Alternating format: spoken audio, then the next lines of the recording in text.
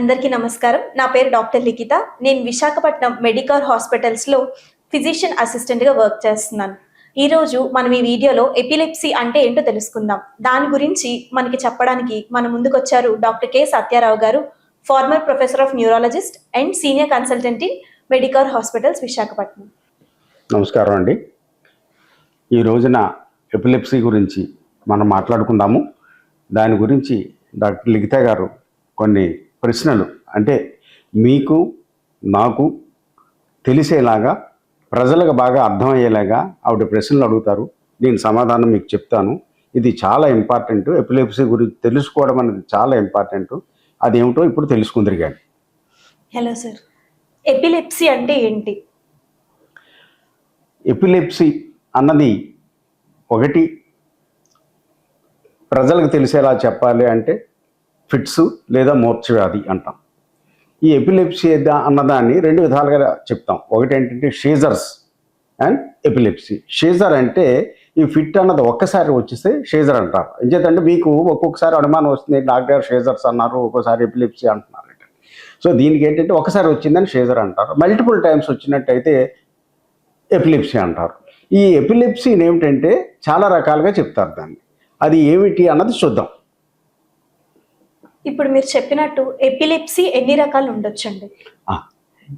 ఇది ఎపిలెప్సీ అంటే మూర్ఛవ్యాధి అని ఒక్కటే ప్రజలకి అందరికీ తెలుసును. ఈ మూర్ఛవ్యాధి అనేది ఎన్ని రకాలుగా రావచ్చును, ఏ విధంగా మనిషి ప్రదర్శిస్తాడు అది వచ్చినప్పుడు అన్నది మీరు తెలుసుకోవాలి.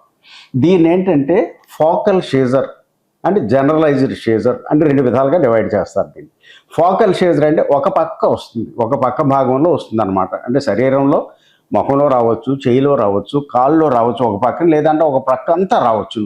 అదే జనరలైజ్డ్ షీజర్ అంటే రెండు పక్కలా వస్తుంది. దీనిలో తెలివి ఉండొచ్చు, తెలివి లేకపోకుండా కూడా జరగవచ్చు. ఫిట్స్ వచ్చిన తర్వాత తెలివి తగ్గిపోయినట్టయితే దాన్ని కాంప్లెక్స్ పార్షియల్ షీజర్ అంటారు. పూర్తిగా తెలివి ఉన్నట్టయితే సింపుల్ పార్షియల్ షీజర్ అంటారు. అలాగే దీన్ని జనరలైజ్డ్ షీజర్ అంటారు. జనరలైజ్డ్ షీజర్స్లో ఏంటంటే కొన్ని రకాలు ఉన్నాయి. దీన్ని జనరలైజ్డ్ షీజర్ ఏమంటారంటే జనరలైజ్డ్ టానిక్ షీజర్ అంటే ఒకసారి ఇలా బిగిసిపోతారు అనమాట, టానిక్ షీజర్ అంటారు. అలాగే క్రానిక్ షీజర్ అంటే ఇలా ఇలా అదిరిపోతూ వస్తుంది అనమాట, దాన్ని క్రానిక్ షీజర్ అంటారు. క్రానిక్ షీజర్ అంటే రెండు కలిపి వస్తాయి, ఇలా బిగిసిపోయి తర్వాత కొట్టుకోవడం వస్తుంది అనమాట. సో దాన్ని క్రానిక్ షీజర్.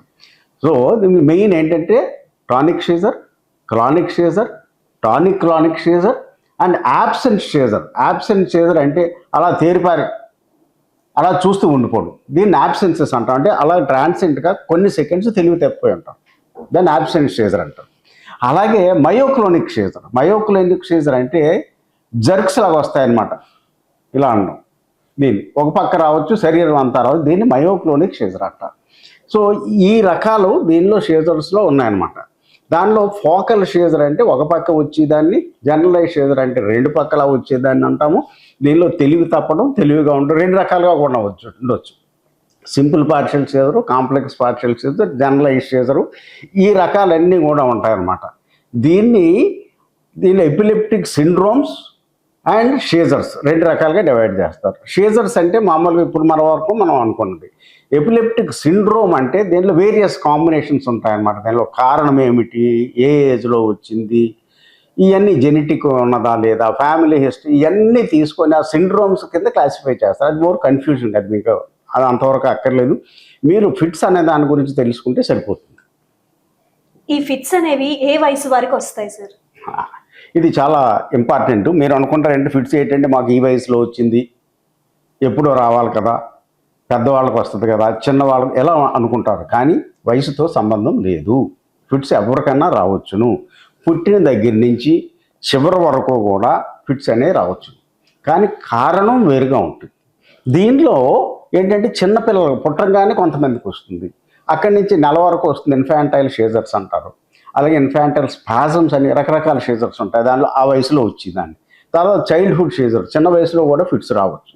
దీనిలో యాబ్సెంట్ షీజర్స్ రావచ్చు, ఫోకల్ షీజర్ రావచ్చు, జనరలైజ్ షీజర్స్ రావచ్చు. అలాగే అడల్ట్ షీజర్స్ అంటే యుక్త వయసులోనే రావచ్చును, పెద్దవాళ్ళకి రావచ్చును, అలాగే ముసలి వాళ్ళకి రావచ్చు. దీనిలో ఏంటంటే కారణం వేరుగా ఉంటుంది. బట్ షీజర్ అన్నది ఏ వయసు వారికన్నా రావచ్చు. ఇది చాలా ఇంపార్టెంట్ మీరు తెలుసుకోవాల్సింది. అంటే వీటి కారణాలు ఎలా ఉంటాయి డాక్టర్ గారు? దీనికి ఏంటంటే మెయిన్గా ఒకటి సిమ్టమాటిక్ షీజర్, అంటే దానికి కారణం ఉండి వచ్చి దాన్ని ఏమంటాం అంటే లోపల బ్రెయిన్లో ఒక విధమైన చేంజ్. షీజర్ అనేది దానికి డెఫినేషన్ మీరు తెలుసుకోవాలంటే బ్రెయిన్లో ఒక పార్ట్లో ఈ ఎలక్ట్రిసిటీ జనరేషన్ ఎక్కువ ఉంటుంది అనమాట. బాగా హైపర్ యాక్టివిటీ వచ్చేసి దాంట్లో న్యూరాన్స్ అన్నీ కూడా ఓవర్ స్టిమ్యులేషన్ అయిపోయి ఫిట్స్ అన్న జరుగుతుంది. ఈ జరిగినప్పుడు ఫిట్స్ వస్తాయన్నమాట. దీనికి కారణాలు రకరకాలుగా ఉంటాయి. ఒకటి ఏంటంటే బ్రెయిన్లో స్ట్రక్చరల్ చేంజ్, అంటే బ్రెయిన్లో అటువంటి ట్యూమర్ రావచ్చును, లేదా బ్రెయిన్ డెవలప్మెంట్లో ఛాన్స్ రావచ్చును, లేదా అంటే ఒక్కొక్కసారి ఇన్ఫెక్షన్, లోపల ఇన్ఫెక్షన్ వచ్చి మెనింజైటిస్ అంటాం, ఎన్సెఫలైటిస్ అంటాం, ఇటువంటివి వచ్చి కూడా రావచ్చును. తరువాత ఏమిటంటే కొన్నిసార్లు మెటబాలిక్ షీజర్స్, అంటే షుగర్ ఎక్కువైపోయి షుగర్ తగ్గిపోయి, లేదా సోడియం తగ్గిపోయి సోడియం ఎక్కువైపోయి, లేదా శరీరంలో ఏదో మెటబాలిక్ ప్రాబ్లమ్స్ ఏమన్నా వచ్చి షీజర్స్ రావచ్చు. దాన్ని మెటబాలిక్ షీజర్స్ అంటాం. మిగతాది అంటే ఇప్పుడు ఇంపార్టెంట్ ఏమనుకున్నాం, స్ట్రక్చరల్ షీజర్స్ అనుకున్నాం, మెటబాలిక్ షీజర్స్ అనుకున్నాము. తర్వాత ఏంటంటే కారణం తెలియదు, అన్నోన్ రీజన్, ఇటువంటివి కొన్ని షీజర్స్ ఉన్నాయి. అంటే కారణం ఏం తెలియదు మనకి. ఫోకల్ రావచ్చు, జనరలైజ్డ్ షీజర్ రావచ్చు. అలాగే జెనెటిక్ మీడియేషన్, అంటే ఫ్యామిలీస్లో రన్ అవుతుంది, జీన్స్లో తేడా వచ్చి రన్ అవుతుంది. ఇది ఫెమిలియల్గా రావచ్చు. దీన్ని జెనెటిక్ షీజర్స్ అంటాం. ఈ జెనెటిక్ షీజర్స్ కొన్ని రకాలు ఉన్నాయి. దాని అంటే పర్టికులర్గా కామన్గా యంగ్ ఏజ్లో వచ్చేది ఇది జెనెటిక్ షీజర్ బేస్డ్. దీన్ని అంటే జోవనైల్ మయోక్లోనిక్ ఎపిలెప్సీ అంటాం దాన్ని. అంటే యంగ్ పీపుల్లో కామన్గా ఫిమేల్స్లో వస్తుంటుంది. దీనిలో అంటే జర్క్స్ ముందు ఎలా చిన్న చిన్న జర్కులా వస్తుంటాయి, ఆగిపోతుంటాయి. అది రాను అంటే ఫిట్స్ కింద మారుతుంది. ఇది ఫ్యామిలీస్లో సాధారణంగా రన్ అవుతూ ఉంటుంది అన్నమాట. దీన్ని జెనెటిక్ షీజర్స్ అంటారు.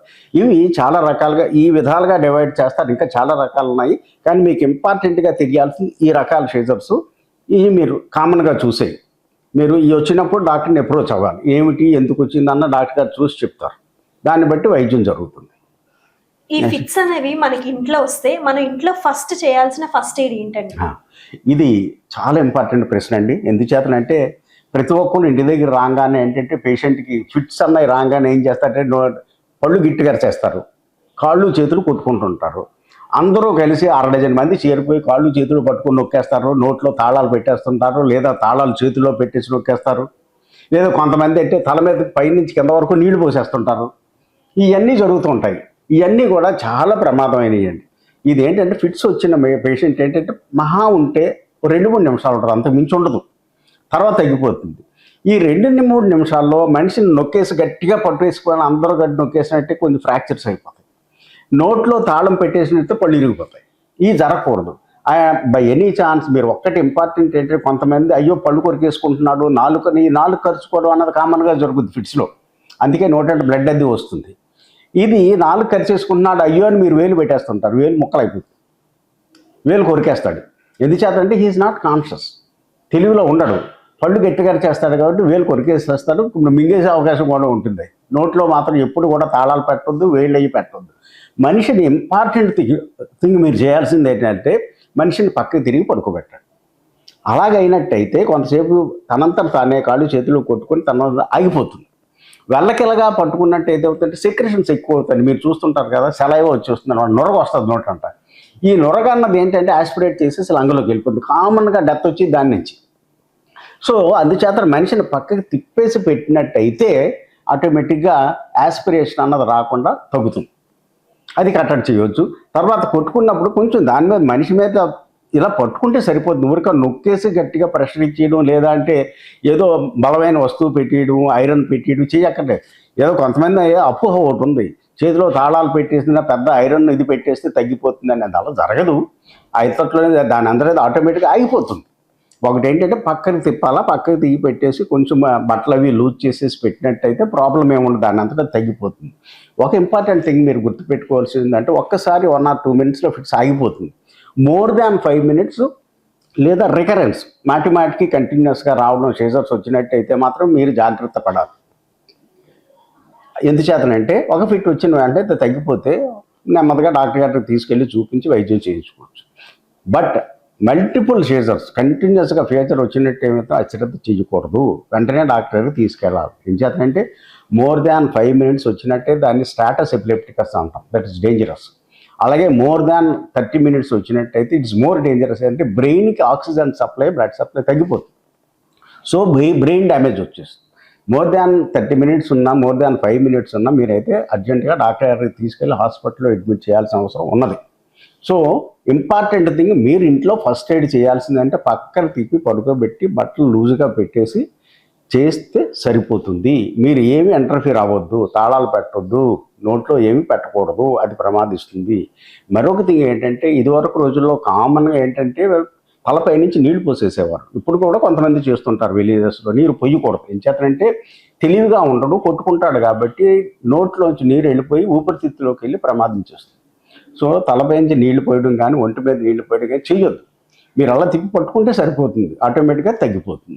ఇది ఇలా చేయాలండి. చేస్తే మాత్రం తగ్గుతుంది. తర్వాత డాక్టర్ గారిని మీరు కన్సల్ట్ చేయొచ్చు. ఈ ఎపిలెప్సీ అని మనం తెలుసుకోవడానికి వాటికి ఏమైనా ఇంపార్టెంట్ టెస్ట్లు ఏమైనా ఉన్నాయా డాక్టర్ గారు? ఉన్నాయండి. దీనికి ఎపిలెప్సీ అన్నది ఒకసారి ఫిట్ వచ్చిన తర్వాత కారణం ఏమిటి అన్నది తెలుసుకోవాలి. చిన్నపిల్లల్లో రావచ్చు, మధ్య వయసులో రావచ్చు, పెద్దవాళ్ళు రావచ్చు, ఏజ్ అడ్వాన్స్ అయిన వాళ్ళకి రావచ్చు. కామన్గా ఏజ్ అడ్వాన్స్డ్ ఏజ్లో అంటే స్ట్రోక్ ప్రాబ్లం ఒకటి ఉంటుంది, లేదా ట్యూమర్స్ ప్రాబ్లం ఉంటుంది. ఇటువంటివి ఉన్నప్పుడు ఏంటంటే స్కానింగ్ చేయించుకోవాలి. అలాగే మధ్య వయసులో వాళ్ళగా నేను చెప్పినట్టుగా జెనెటిక్ కాజెస్ ఉండొచ్చు, లేదా బ్రెయిన్లో ట్యూమర్ ఉండొచ్చు, లేదా కారణం లేకుండానో రావచ్చు. దాన్ని ఇడియోపాథిక్ ఎపిలెప్సీ అంటాం. అలాగే చిన్నపిల్లల్లో అయితే పుట్టిన వెంటనే వచ్చిన వాళ్ళకి సాధారణంగా కొంతమందికి ఏంటంటే హైపాక్సిక్ డ్యామేజ్ వస్తుంది. అంటే ఇప్పుడు డెలివరీ అయినప్పుడు కొంచెం లేట్ అయిందంటే ఆక్సిజన్ అందక హైపాక్సియా వస్తుంది, బ్రెయిన్ డ్యామేజ్ వస్తుంది, వాళ్ళకి ఫిట్స్ రావచ్చు. అలాగే కొంచెం ఏజ్ అడ్వాన్స్ అయిన కొద్ది పిల్లలకైతే కొంతమందికి చైల్డ్హుడ్ ఎపిలెప్సీస్ వస్తాయి. ఇడియోపాథిక్ ఎపిలెప్సీ వాళ్ళకి కొన్నాళ్ళు ట్రీట్మెంట్ చేసేసరికి తగ్గిపోతూ ఉంటుంది అనమాట. ఇదన్నీ కూడా డాక్టర్ గారికి తీసుకెళ్తే కొన్ని టెస్టులు చేసి చెప్తాం. సో మీకు ఇప్పుడు తెలియాల్సింది ఏంటంటే ఇంపార్టెంట్ టెస్టులు ఏమిటి? ఇమేజింగ్, కరెక్ట్ హిస్టరీ చెప్పాలి. పేషెంట్ మీరు చూసిన వాళ్ళు వీలైతే వీడియో తీయాలి, లేదా కరెక్ట్గా మీరు పేషెంట్ గురించి డిస్క్రైబ్ డాక్టర్తో చేసినట్టయితే ఏ రకం ఫిట్టు అన్న తెలుస్తుంది. దాన్ని బట్టి టెస్టులు చేస్తాం. ఈ టెస్టులు ఏంటంటే ఒకటి ఈఈజీ పరీక్ష చేస్తాం. ఈఈజీ పరీక్ష అంటే గ్రాఫ్ వస్తుంది, తలకి వైర్లు పెట్టి ఎలక్ట్రికల్ యాక్టివిటీ బ్రెయిన్లో తీసుకుంటాం అనమాట, రికార్డ్ చేస్తారు. ఎక్కడ డ్యామేజ్ ఉన్నది, ఏ రకం ఫిట్స్, ఈ సిండ్రోమ్ ఏ సిండ్రోమ్లోకి వెళ్తుంది అన్నది దానిలో ఈఈజీలో తెలుస్తుంది. నెక్స్ట్ ఏంటంటే ఇమేజింగ్, సిటీ స్కాన్ కానీ ఎంఆర్ఐ బ్రెయిన్ కానీ చేసుకోవాలి. దీనిలో ఏం తెలుస్తుంది అంటే ఒకవేళ స్ట్రక్చరల్ లేషన్, ఒక ట్యూమర్ ఉండొచ్చు, లేదా ఇన్ఫెక్షన్ ఉండొచ్చు, లేదా యాబ్సెస్ ఉండొచ్చు. ఇటువంటి ఏమైనా ఉన్నట్టయితే దానిలో ఎంఆర్ఐలో కానీ సిటీ స్కాన్లో కానీ తెలుస్తుంది. అలాగే డెవలప్మెంట్ అబ్నార్మాలిటీ, పుట్టుకతోటి దానిలో బ్రెయిన్లో తేడా రావచ్చు. అంటే డెవలప్మెంట్ సరిగ్గా లేకపోయి ఫిట్స్ వస్తాయి. దానికి ఏమిటి కారణం అన్నది ఎంఆర్ఐలో తెలుస్తుంది అన్నమాట. ఇవి చాలా important test. Apart from that ఇవి కాకుండా ఏంటంటే మిగతాయి బ్లడ్ టెస్ట్లు అవి చేసుకోవాలి. ఎందుచేతను సోడియం తక్కువైతే రావచ్చు, ఎక్కువైతే రావచ్చు, ఎలక్ట్రోలైట్ ఇంబ్యాలెన్స్ వచ్చి దాని మూలంగా తెలుసుకోవచ్చు. అలాగే మిగతా ఇన్వెస్టిగేషన్స్ అన్నీ కూడా చేసుకోవాలి. చేసుకున్నట్టయితే ఎగ్జాక్ట్ కాజ్ అన్నది తెలుస్తుంది అనమాట. ఇది కాకుండా మిగతా టెస్ట్లు ఏమన్నా ఉన్నాయంటే పెట్ స్కాన్ కొంతమంది చేయిస్తాము. అంటే ఎగ్జాక్ట్ ఏమైనా లొకేషన్ ట్యూమర్ ఉన్నదా, ఏ రకం ట్యూమరు అని తెలియడానికి కూడా ఇటువంటి టెస్ట్లు అన్నీ చేసుకోవాల్సిన అవసరం అయితే ఉన్నది. అది డాక్టర్ గారు ఏ టెస్ట్ చేయాలి, ఎంతవరకు చేయొచ్చును, ఏది ఇంపార్టెంట్ అన్నది డాక్టర్ గారు డిసైడ్ చేసి మీకు చెప్తారు. ఈ ఫిట్స్ తాలూకా ట్రీట్మెంట్ ఏముంటుంది, అది మనం ఎంతకాలం వరకు వాడాలి? సో ఇది చాలా, ఒకసారి మీరు డాక్టర్ దగ్గరికి వెళ్ళిన తర్వాత ఫిట్స్ అని నిర్ధారణ అయిందా లేదా, అది ఇంపార్టెంట్. ఇది కూడా ఒకటి ఇంపార్టెంట్ మీరు తెలుసుకోని చెప్పి, ఒకసారి నిజమైన ఫిట్స్, ఒక్కొక్కసారి అంటే ఒకసారి కొంతమంది చూస్తారు సూడోషేజర్ అంటాం. సూడోషేజర్ అంటే అది రియల్ ఫిట్ కాదు, ఏదో టెన్షన్తో తప్పి లేదా మరో ప్రాబ్లం ఏదో వచ్చి ఇంట్లో ప్రాబ్లం వచ్చి ఇటువంటి అంటే ఫిట్స్ వచ్చినట్టుగా కొంతమంది చేస్తుంటారు. అది నిజమైన ఫిట్టా కాదా అన్నది మీరు వీడియో తీసినట్టయితే డాక్టర్ గారు చెప్పేస్తారు. అది నిజమైన ఫిట్ అయితే మాత్రం మీరు ట్రీట్మెంట్ అయితే కంపల్సరీగా తీసుకోవాలి. దీనికి మెడికల్ ట్రీట్మెంట్, సర్జికల్ ట్రీట్మెంట్ 2 రకాలుగా ఉన్నాయి. ఎందుచేతనంటే సర్జికల్ ట్రీట్మెంట్ ఎప్పుడు చేస్తామంటే బ్రెయిన్లో ఏదో తేడా ట్యూమర్ ఉండొచ్చు, లేదా మరొకటి ఏంటంటే సర్జరీ చేస్తేనే తప్పదు యాప్సెస్ ఉన్నదనుకోండి, అలాగే ట్యూబర్క్లోమా టీబీ సంబంధించిన గడ్డ ఉందనుకోండి, ఇవన్నీ ఉంటే అది రిమూవ్ చేయాలి. రిమూవ్ చేస్తే కానీ ఫిట్స్ అన్నవి తగ్గవు. అలాగే డెవలప్మెంటల్ అబ్నార్మాలిటీ ఉందనుకోండి, దానికి సర్జరీ చేయాల్సి వస్తుంది. అలాగే ఫిట్స్ ఏ మందులకి తగ్గలేదు అనుకోండి, అప్పుడు సర్జరీకి వెళ్ళాల్సి వస్తుంది. ఇది రేర్ థింగ్ అనమాట. ఈ ఇడియోపాథిక్ ఎపిలెప్సీ లేదా చైల్డ్హుడ్ ఎపిలెప్సీ దీనికి ఏంటంటే రకరకాల ట్రీట్మెంట్స్ ఉన్నాయి. ఇది వరకు పూర్వపు రోజుల్లో అయితే మనకు 1-2 డ్రగ్స్ ఉండేవి. ఇప్పుడు చాలా డ్రగ్స్ వచ్చినాయండి. ఈ డ్రగ్స్ ఏ రకం ఫిట్కి ఏ డ్రగ్ వాడాలి అన్నది న్యూరాలజిస్ట్ డిసైడ్ చేస్తారు. అన్నిటికీ ఒకటే రకం కాదు. అలాగే ఫిమేల్స్లో కొంతమందికి ఒక రకం వాడతాము, యంగ్ పీపుల్లో ఒక రకం వాడతాము, ఓల్డ్ ఏజ్లో ఒక రకం వాడతాము. ఇవన్నీ కూడా డాక్టర్ న్యూరాలజిస్ట్ చూసి ఆ ఫిట్ టైప్ను బట్టి కారణాన్ని బట్టి కంటిన్యూస్ ట్రీట్మెంట్ చేస్తాం. ఈ ట్రీట్మెంట్ అన్నది ఒకటి మీరు గుర్తుపెట్టుకోవాల్సిందంటే ఏమిటంటే మందులు వాడంగానే తగ్గుతుంది. 1 2 నెలలు 3 నెలలు వాడతారు, సరే తగ్గిపోయింది అని మానేస్తారు. అదే ప్రమాదం. సడన్గా ఎప్పుడైనా సరే మందులు ఫిట్స్ వచ్చిన మనిషి మానేసినట్టయితే విపరీతంగా ఫిట్స్ వస్తాయి, కంట్రోల్ అవ్వదు. దీని డ్రగ్ డిఫాల్ట్ సీజర్ అంటాం. ఇది ప్రమాదిస్తుంది. సో దీని ట్రీట్మెంట్ ఎంతకాలం ఏమిటి అన్నది మీరు తెలుసుకోవాలి. Minimum 2 to 4 years minimum period. అది 2 years వాడిన వాళ్ళకి చాలా మందికి తగ్గిపోతుందండి. ఒకవేళ కొంతమందికి ఏంటంటే రికరెన్స్ రేట్ అప్పుడప్పుడు 20-30 రికరెన్స్ వచ్చే ఛాన్స్ ఉంటుంది 2 years తర్వాత. అదే మీరు 3 to 4 years వాడినట్టయితే రికరెన్స్ రేట్ చాలా మట్టుకు తగ్గిపోతుంది. 90% of the people idiopathic epilepsy they respond very well. ఇప్పుడు సపోజ్ మనం తీసుకున్నాం అనుకోండి, 100 పేషెంట్స్ని తీసుకున్నాం అనుకోండి, దీనిలో ఇడియోపాథిక్ షేజర్ అంటే కారణం లేకుండా వచ్చిన ఫిట్స్ యూజువల్గా 100కి 50 మందికి 3 to 4 years ట్రీట్మెంట్తో కంప్లీట్గా తగ్గిపోతుందండి. మిగతా 50%లోని 25% of the people they have to continue the drugs life long, జీవితాంతో వాడాలి. అది ఫిట్స్ రాకుండా కంటిన్యూ చేసుకోవాలి. ఆ మిగిలిన 25% ఏంటంటే వాళ్ళకి మందులు వాడినా ఫిట్స్ వస్తూ ఉంటుంది, ఒక్కొక్కసారి సర్జరీలో ల్యాండ్ అవుతారు, సర్జరీ చేయాల్సిన అవసరం ఉంటుంది. సో దాన్ని బట్టి మీకు ముఖ్యంగా చేయాల్సిన తగ్గింది అని మానేయొద్దు.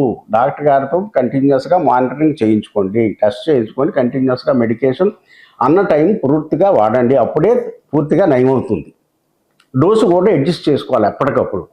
ఫిట్ వచ్చింది కదా అయ్యో తగ్గలేదని మానేయొద్దు. కరెక్ట్ వైద్యం, చక్కని వైద్యం ఉందండి.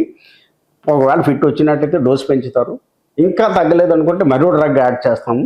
ఇలాగ ఈ విధంగా 1, 2 ఒకసారి 3 డ్రగ్స్ కూడా వాడాల్సి వస్తుంది. వీటితో యూజువల్గా 60-70% పీపుల్ నార్మల్ అయిపోతారు. మందులు వాడినతో ఈ 50% అన్నది వాడి మానేయొచ్చును, 3 years 4 years తగ్గిపోతుంది, మానేస్తాం. మిగతా 25% అయితే లైఫ్ లాంగ్ కంటిన్యూ చేయాలి, డోస్ అది అడ్జస్ట్ చేసుకోవాలి.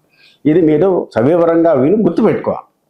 తగ్గింది కదా అని మానేస్తే మాత్రం మీరు ఇబ్బంది పడాల్సి వస్తుంది, వచ్చేస్తాయి ఫిట్స్ వచ్చేస్తాయి. సడన్గా ఎప్పుడూ మానేయకూడదండి. ఏ మందు తగ్గినా జబ్బు తగ్గిపోతే మాత్రం మందు నెమ్మదిగా తగ్గించుకుంటూ వచ్చి మానేయాలి, కానీ సడన్గా మానేయకూడదు. ఇది గుర్తుపెట్టుకోవాలి మీరు. డాక్టర్ గారు, ప్రెగ్నెంట్ లేడీస్లో ఫిట్స్ వస్తే మనం ఎలాంటి జాగ్రత్తలు తీసుకోవాలి? చాలా మంచి క్వశ్చన్ అండి అది. ఎందుచేతనంటే ప్రెగ్నాన్సీ ఎపిలెప్సీ అన్నది చాలా పెద్ద ఇంపార్టెంట్ టాస్క్ ఇది అసలు. ఎందుచేతనంటే తల్లికి బిడ్డకి ఇద్దరికి కూడా ప్రమాదించేటటువంటి పరిస్థితి ఎపిలెప్సీ ఉన్నప్పుడు. సో ఏ మందు వాడాలి అన్నది చాలా జాగ్రత్త. ప్రెగ్నాన్సీ ఎప్పుడైతే వచ్చిందో కంటిన్యూ ఒకటి epilepsy patient, already epilepsy patient పెళ్లి చేసుకుంటుంది, ప్రెగ్నాన్సీ వస్తుంది. సో అప్పుడు పెళ్లి చేసుకున్న వెంటనే డాక్టర్ని కన్సల్ట్ చేయాలి. ఏం చేయాలంటే అప్పటి వరకు వాడుతున్న డ్రగ్ చైల్డ్కి అంటే బేబీకి డ్యామేజ్ వచ్చే అవకాశం అయితే ఉంటుంది. మీరు పెళ్లి చేసుకుని డాక్టర్ని కన్సల్ట్ చేస్తే కన్సీవ్ చేసే ముందు ఆ డ్రగ్ మార్చేయాల్సి వస్తుంది. ఏం చేయాలంటే బేబీకి ఎటువంటి డ్యామేజ్ రాకుండా ఉండేటువంటి డ్రగ్స్ ఉన్నాయి కాబట్టి అవి మేము స్టార్ట్ చేస్తాం. అది చేసినట్టయితే బేబీకి డ్యామేజ్ ఉండదు. అది అయితే కంటిన్యూ. ప్రెగ్నాన్సీ వచ్చింది మేము మందులు మానేస్తాం అంటే 100% ఫిట్స్ వచ్చేస్తాయండి. ఆ ధైర్యం చేయొద్దు అసలు.